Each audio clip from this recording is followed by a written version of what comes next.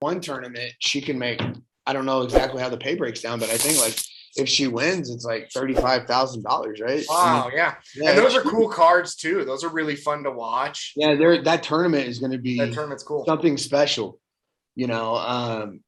It's kind of like they're trying to do like an ADCC knockoff type of thing with the structure and all that kind of stuff. But they've got a lot of great people in that tournament. It's going to be exciting to watch. There's going to be some crazy upsets, I think, which is great for me. It's always exciting. Yeah, it's always exciting. Stuff. So I'm excited to see, what happens with, Aaron Harp is a pretty big underdog that I think could win the whole thing. So she's on there. Let me look at some of the other ones that I have. So I set the line. I set the lines for this one. So I think, oh, really? Yeah. I think like some of the really good underdogs on that who's number one card. Like I think Mikey's probably the safest bet, but you're not going to win shit. Josh How about Mikey losing his temper on Gio? That was so random, huh? I don't know, dude. I know Gio pretty well, dude. Like me and him have been homies for a long time, and I don't know, dude. I know if I'm going to go hang out with somebody and I have to choose between the two of them, it's sure as fucking going to be Mikey. You know what I'm saying? So Gio seems awesome. He seems super down to earth. I don't know Mikey at all other than the internet. Me and him had some weird interactions where I like try to talk shit like jokingly and he takes it really personally. So it's like that's just not the type of dude that I would like be friends with, but I would totally put him on my show because he's a fucking savage. Yeah, he's great. But like their whole thing, like all of it, like I totally on. It was so weird. I was totally on Gio's side. I thought like his complaining and stuff afterwards, like I gave him a black belt. It's like that was crazy. Yeah, like, shut up, virgin. Like nobody fucking like you know what I mean. Like just shut up. Like it was a match. Like, it's supposed to be competitive. Who cares if someone's gonna talk shit? You ever watch Khabib and Connor's fight? Yeah, like Khabib's talk now, motherfucker. Yeah. What are you gonna say now, motherfucker? Yes. Boom. Yes. And then jumped over the thing and fought his staff. God. You know what I mean? Yeah. So it's like Mikey needs to let his jiu-jitsu talk for him because he is, in my opinion, with Gordon out of the game, pound for pound, I think he's the best grappler in the world. He's so good. And he's so young too, so the upside is there. Even Nogi, since JT's not competing right now.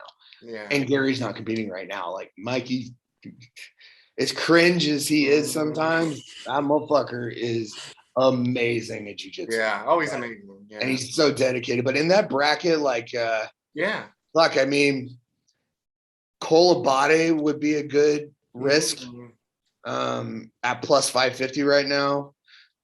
But anybody from, no offense to Damian Anderson, I know he's really good and he's got really good heel hooks, but I just can't see him beating not Mikey, Cade, Josh, Mikey. I just think that they're one level or two levels above him. I like Cole in that bracket as an underdog. I like Plato in that bracket. Anybody from Gamer, I mean, there's so many people that could upset, but I think Mikey's probably, I'd like to see Mikey and Josh Cisneros. I was gonna say Josh, I'm really interested. Or Mikey and Cade in the finals, but that bracket's great. The 155, the girls tournament, the 115, I don't really like that bracket at all, to be honest with you. I don't think anybody beats Maisa Bastos. Maybe Tammy Musamechi, but who knows? I mean, I don't know. Yeah, Mikey took off all that time and came back and was a murderer. That's his training partner. ADCC champ, I believe. She may be, but at plus 125, I don't really know if I'd bet on her. Tubby Aliquin is really underrated, but I set her odds properly because she'll probably get third in that bracket. Grace Gundrum is a fun one because you never know, but I think she's going to wind up being too small to compete with Tammy and Maisa, and Maisa's already beaten her before. Alex Mywin has no chance. Danielle Kelly has no chance. Jesse Crane has no chance.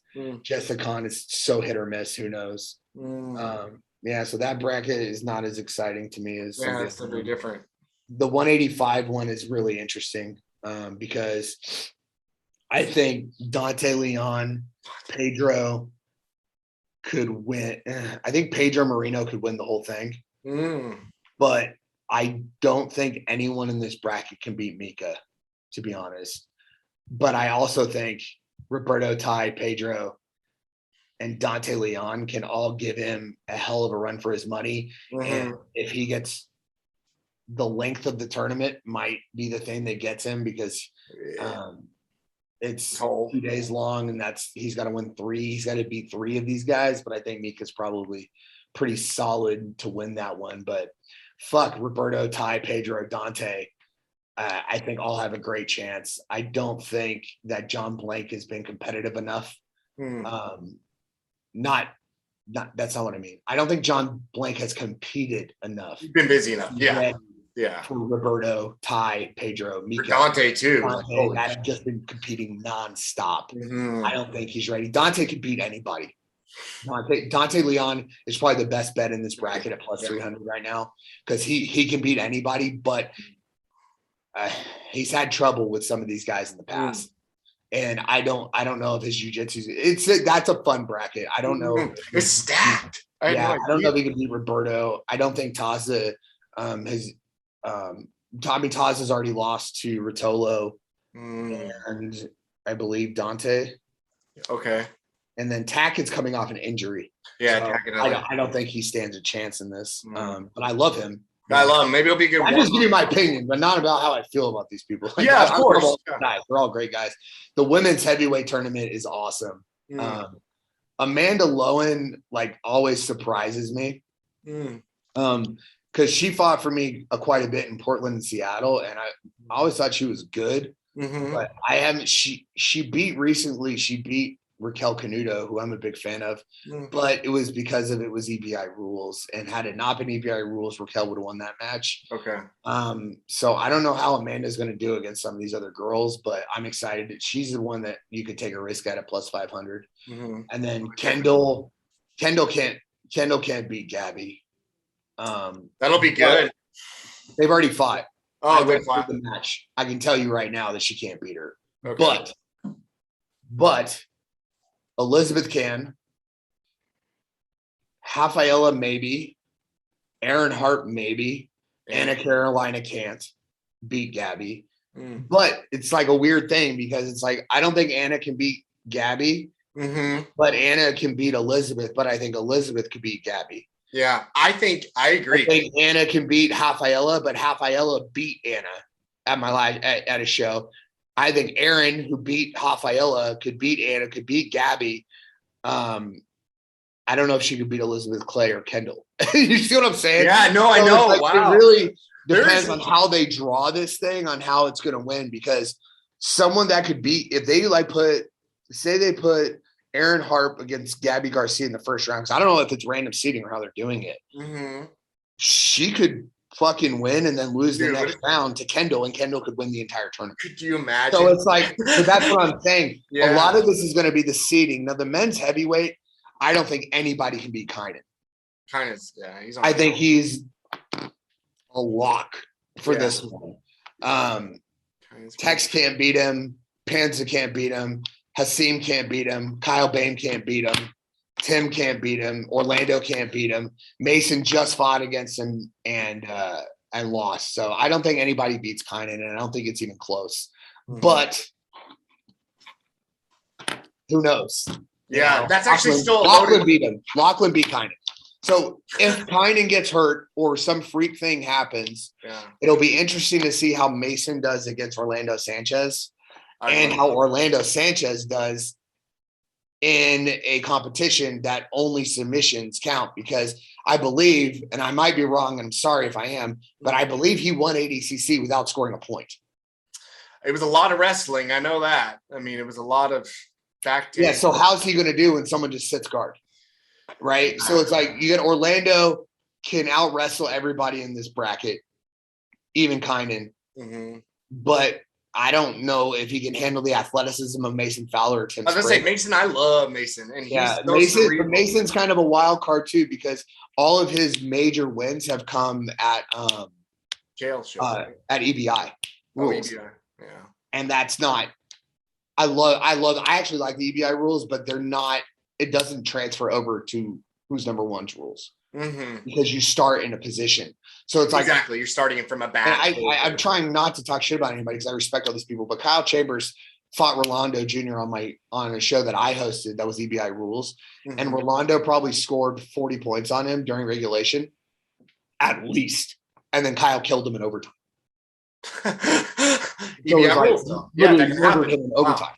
So you got to know the rules. Exactly. Yeah. And I can't see Orlando winning this division in this rule set, but I can see him being a problem.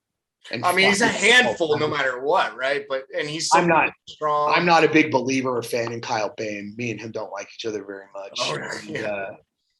So I don't think he'll do well, but I think that might just be personally because I don't like him. Hasim is a weird one because he's huge, but he hasn't fought anyone of this level. Mm-hmm. So if I was going to bet on anybody, I think I would go heavy on Kynan or Hasim at plus 600 because who knows, dude? Like he might be that good. He could be. Look, man, I'd love to see. But if Kynan got taken out, Tex could win the whole thing. Tex is a sleeper one because Tex is funny because I think sometimes people don't like him or for whatever. He can't beat three of these guys. He's very good, and I know, but he can't beat Kynan, Mason, and Orlando, and Tim, and him and Kyle Bain would be a hell of a match. I'd like to see that. Like when I'm looking at this and I'm seeing this, the hardest one to do was the women's heavyweight tournament, and the second hardest was the men's 185, just because. This guy beat this guy. Like Roberto is a plus 150, Pedro's plus 250, right? But Pedro has Roberto's number. Has him. Yeah. But if they're on separate sides of the bracket, there's a chance that Roberto makes it to the finals. They're on the same side of the bracket. I think Pedro makes it. So I don't know. I think that tournament's really exciting. And I'm excited to watch it as a fan. I wish my relationship was better with Flo and I would be producing the event. Yeah. But, it is what it is. But, I'm excited to watch that one. It's going to be a good one. That's going to be great.